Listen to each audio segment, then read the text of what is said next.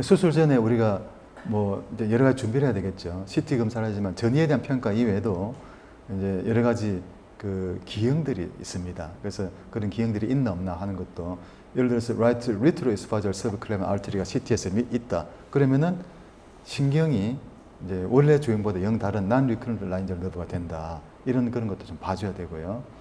목소리가 우리가 수술하기 전에 다 괜찮았지만 그러나 내시경 보면은 마비가 있는 분이 있습니다. 그래서 그런 마비가 있나 없나를 갖다가 미리 좀 봐줘야 되고, 또 수술하기 전에 칼시토닌이라는 게 있거든요. 이거는 이제 우리는 흔한 게 유두암이지만 수질암이라는 것도 있어요. 근데 요거는 이제 치료 방법이 상당히 달라질 수 있기 때문에 수술하기 전에 이걸 미리 체크를 해보고, 또 뭐 그레이브스 디지즈 같은 경우는 굉장히 혈관이 엄청나게 많이 지나갑니다. 살도 조직도 굉장히 이제 무르고, 그래서 이걸 조금 단단하게 해주려면은 포타슘 아이오다이드를 좀 먹여주면은 이제 좀 단단해지고 혈류도 줄기 때문에 수술이 편하지. 그래서 이런 일을 좀 할 수도 있다. 수술하게 되면은. 또 내가 어딘가 찾아가야 되겠다. 요거를 놓치기 쉬운데, 그래서 거기에 타겟으로 주사를 놓는 게 있습니다. 차콜이란 걸. 그래서 이렇게 해주면은 수술할 때 안 빠뜨리고 잘 할 수도 있고요. 또 차콜이 요새 구하기가 좀 어렵더라고요. 그래서 이제 요즘 나온 게 루미노마크라고, 여기에 이제 RCG라는 형광 물질입니다. 요거를 이제 미리 주사해주면은 나중에 수술 들어가서는 색깔은 안 보입니다. 우리 눈으로서 아무 색깔이 없는데 이런 걸 이제 기구를서가 보면은 밝게 보입니다. 그래서 이제 찾아 들어가는 그런 방법도 있습니다. 수술하기 전날 이렇게 이런 자세에서 그려주면은 환자분도 서로 만나서 얼굴 보고 대화 나누니까 좋고, 또 스카도 좋게 잘 만들 수 있습니다. 수술 전에 동의사항, 아까 합병증 이런 거 잘 해줘야 되고, 또 뭐 갑상선 기능 저하증이라든가, 또 뭐 스카 문제, 연화장애 이런 것도 무슨 일이 있을지 모릅니다. 그래서 이 얘기는 해야 돼요. 설명을 안 하는 것이 나중에 문제가 될 수 있기 때문에 수술과 상관없는 일들이 생길 수도 있는 거예요. 그래서 항상 이제 우리가 빠뜨리지 않고 얘기할 건 해주는 게 좋고, 이제 테크닉은 그냥 간단하게 그냥 보겠습니다. 피부 절개 이렇게 해가지고 스킨 플랩을 올리고, 이렇게 이제 갑상선 전면부를 노출하고 외측부를 노출하고 혈관들 이런 건 갑상 동맥들입니다. 이런 걸 이제 지혈도 잘 하면서 노출시키고, 하부갑상선 이렇게 있고, 그 다음에 신경들 보존하고, 그 다음에 상부갑상선 보존하고, 이렇게 해서 수술을 이제 마치게 됩니다. 그러면 떼면은 이런 모양이 되고요. 그럼 잘 뜯는지 안 뜯는지 잘 봐야 돼요. 그래서 이제 림프절에 혹시 문제가 있나 없나, 갑상선에 내가 확인할 게 있나 없나 하는 것이 있으면은 이제 프로전 섹션 보내가지고 확인해 줘야 되고, 부갑상선도 잘 보존했는지 안 했는지를 갖다가 이제 자가형광 이미지라든가 혹은 뭐 ICG, 펄퓨전 이런 건 장비가 좀 필요합니다. 이런 건 이제 제가 나중에 이야기하는데 개발한 장비로서 이제 보고, 그 다음에 신경도 나는 보존했다 생각하지만 그러나 기능이 떨어지는 경우가 있어요. 이게 손상 안 가도 잘리진 않아도 이제 긴장이라든가 이렇게 하게 되면 일시적으로 떨어질 수 있습니다. 그래서 그것도 이제 미리 아는 게 중요하기 때문에 신경 모니터링 해줘야 되고, 또 지혈이 잘 됐는지, 배관은 거의 그래서 지혈을 잘하기 때문에 거의 안 쓰지만 그래도 수술 범위가 넓으면은 넣을 수도 있습니다. 그래서 이제 봉합을 하고, 봉합할 때는 이런 더마본드라고 이런 걸 이제 하면은 뭐 슈츠 안 해도 되고, 혹은 뭐 슈츠 할 수도 있고요. 봐가면서 하고, 저는 이제 이런 내시경을 써가지고 이제 병동에 가기 전에, 병동 가면은 사실은 병동에 있는 간호사 선생님들은 이 환자만 보는 게 아니잖아요. 다른 환자 많이 있기 때문에 집중하기 좀 어렵거든요. 그래서 들어가기 전에 제가 미리 이제 코로 내시경을 넣어가지고 성대마비가 있나 없나 보고 가면은 훨씬 더 이제 괜찮습니다. 이 정도 케어해주면 됩니다라고 얘기하면 편하겠죠, 서로가. 어려움이 좀 없어진다는 거죠. 그 다음에 수루 관리, 이거는 뭐 좀 세미 파울러 포지션 해주는 게 좋고, 또 이제 구강 섭취하는 거는 이제 보통 한 6시간 정도 뒤에, 배에까 넣은 게 있다면 빼는 거는 하루에 20cc 이하 나올 때 빼주고요. 그 다음에 내시경이라든가 음성 검사해가지고 성대 상태를 갖다 평가해 줘야 됩니다. 목이 막 아프다 그러면 수술할 때 이렇게 뒤로 오래 젖혀져 있으니까 그냥 상상해 보면 돼요. 우리가 우리가 이렇게 뭐 몇 시간 있다 생각하면 불편하지 않겠습니까? 근육 땡기고 수술도 하고. 그래서 그런 걸 좀 완화시켜주는 그런 이제 운동법이 있다. 상처도 뭐 이제 피부 슈트한 경우에는 이렇게 하고, 더마본드 할 때는 뭐 이렇게 뭐 이제 수술 샤워도 금방 할 수 있거든요. 근데 그렇다고 일부러 이 물러라는 게 아니고 그냥 요 주변에 안 가게끔 해가지고 하면은 여기 물만 안 들어가면 되니까 할 수 있다는. 병동 입원했는데 코를 올 때가 있어요. 어떤 상황이냐? 이거는 굉장히 중요한 상황이에요. 상황은 이제 여기 수술했는데 좀 부어오른다. 조금 부어오를 수는 있는데 왠지 피부가 이렇게 착색이 되면서 반상 출혈이 있는 것처럼 보이면서 이제 이렇게 붓는다 그러면은 어딘가에 출혈이 있다는 겁니다. 이제 반드시 고려해야 됩니다. 그 다음에 숨쉬기가 힘들다. 그거는 양쪽 성대 마비가 있거나 코 출혈이 있는 거예요. 그래서 고려해야 됩니다. 그 다음에 손발이 저리고 쥐가 납니다. 그러면은 이렇게 된 상태거든요. 그러면 환자분이 땀을 뻘뻘 흘리면서 막 이렇게 힘들어합니다. 그래서 이런 경우도 빨리 칼슘 들어가야 되기 때문에 고려해야 됩니다. 그래서 이런 합병증이 병동에서 생길 수 있기 때문에 의료진들이, 간호사 선생님도 잘 서로 이해를 해가지고 있어야 돼요. 타이밍이 굉장히 중요합니다. 특히 출혈은 이 타이밍을 놓치면은 이제 호흡, 기도를 막기 때문에 굉장히 위험하거든요. 그래서 이제 그걸 서로 이해를 많이 하고 공유를 해야 됩니다. 그래서 제가 이런 합병증이 생기지 않도록 적지 않게 정말 노력을 많이 했거든요. 그런 노력에 대해서 제가 조금 말씀을 드리고자 합니다. 그래서 먼저 이제 블리딩을 이제 줄이는 건데요. 이제 갑상선 수술한 날 밤에 전화 옵니다. 올 수 있습니다. 오면은 수술 후 출혈은 첫 24시간에 대부분 일어나거든요. 그러니까 오전에 수술하고 이제 집에 와서 자고 있는데 전화 올 확률이 상당히 높아요.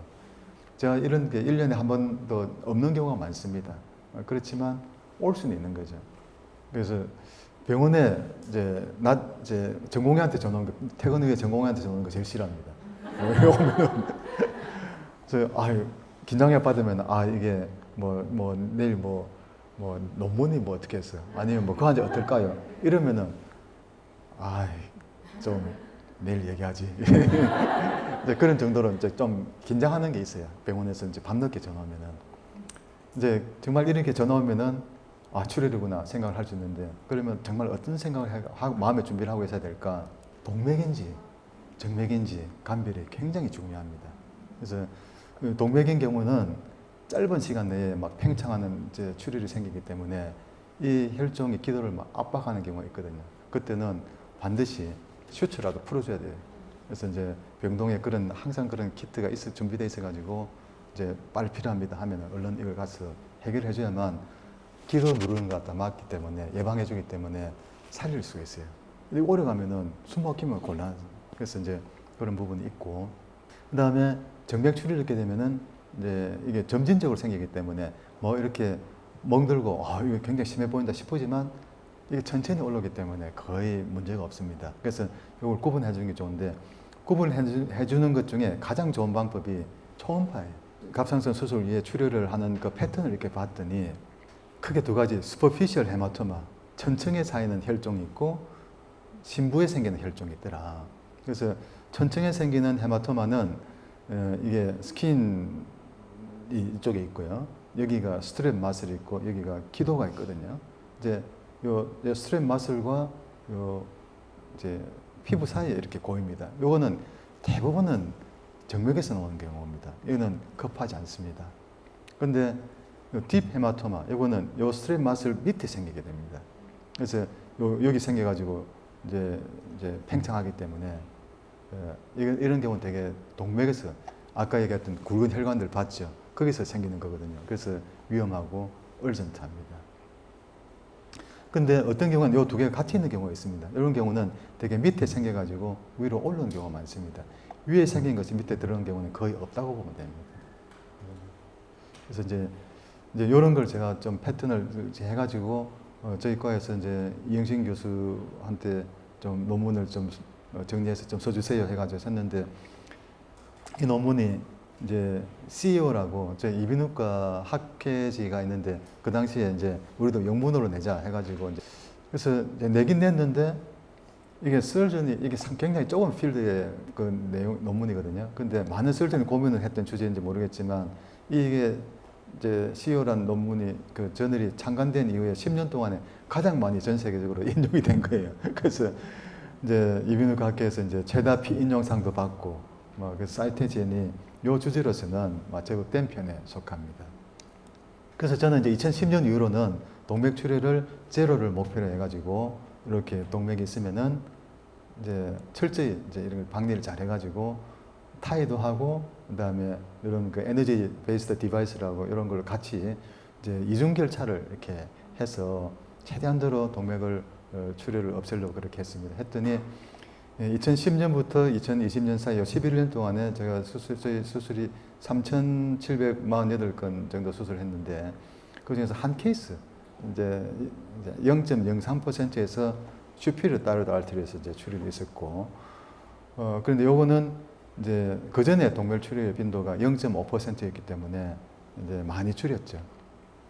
근데 이 출혈을 한 예도 사실은 더블 레게이션 한 것이 아니고 이제 우리 그 주니어 설전이 한 분 계셨는데 꼭 이렇게 하고 싶다가 제가 슈퍼바이저를 써주긴 했는데 이제 타이 없이 하는 수술을 해보고 싶다 해서 이제 했는데 이제 그게 이제 혈관이 완전히 실링이 안 돼가지고 거기서 이제 뒤늦게 이제 터져서 나온 거예요. 그래서 요걸 빼면은 제가 이제 약속했던 대로 100% 이제 알테리얼 블리딩은 없다 그렇게 이제 지내왔습니다.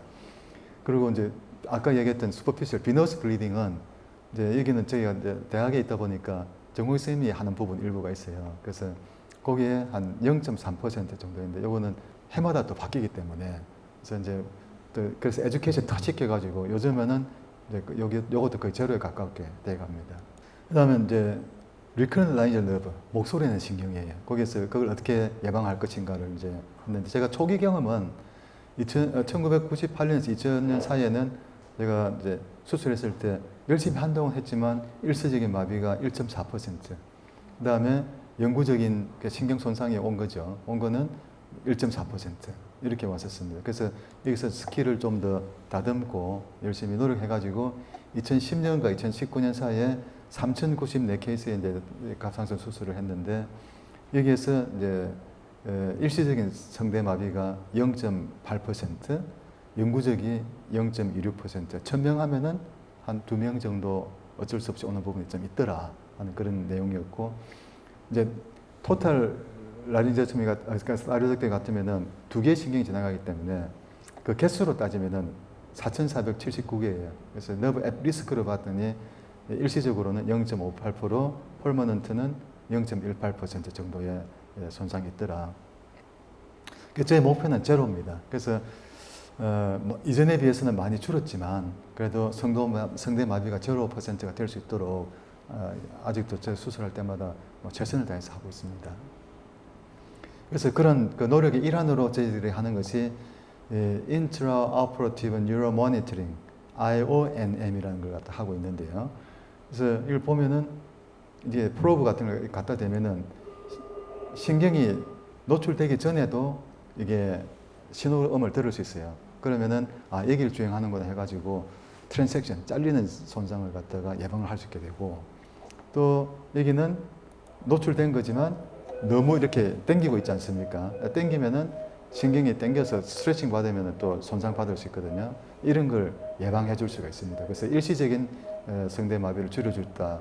이런 걸 쓰고 있는데 이런 거 쓰는 데서 가장 표준적인 방법은 이제 EMG 튜브라고 하는 엔도트라키얼 튜브를 이제 많이 씁니다.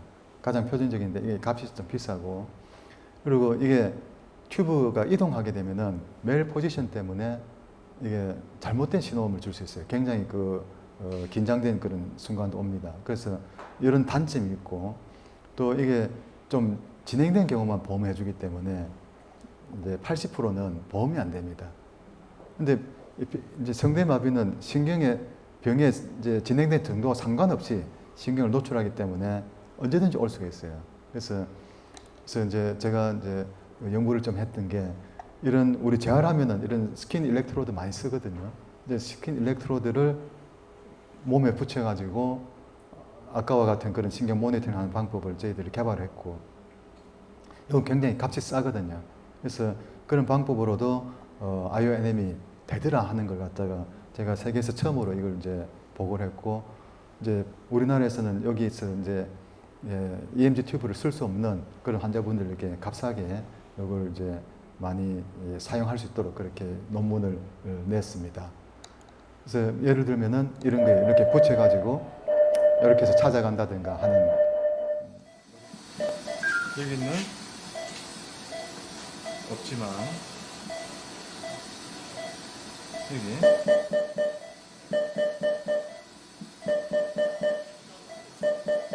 이렇게 해서 스킨 일렉트로드로 알제로 리클라인 전류로 랩핑을 하는 것이 가능하였습니다.